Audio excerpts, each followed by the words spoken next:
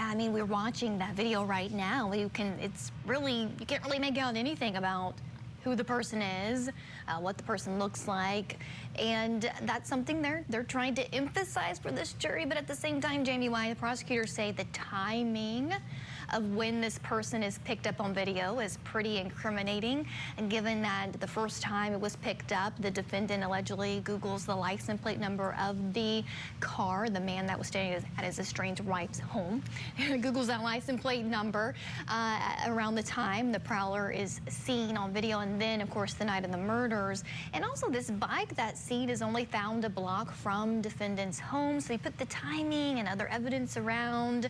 It still is strong for prosecutors, no?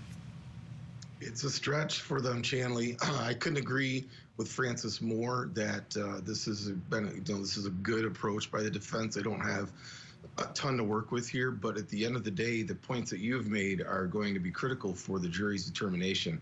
For a case like this, unfortunately, sometimes it comes down to juror confusion as much as juror education. And I think the defense right now is engaging in what I would call juror confusion, in that, we have, these shadow boxers in the woods, and there's essentially an argument being made that because we have these unidentified individuals, you're an individual, then somehow it creates reasonable doubt as it pertains to the defendant.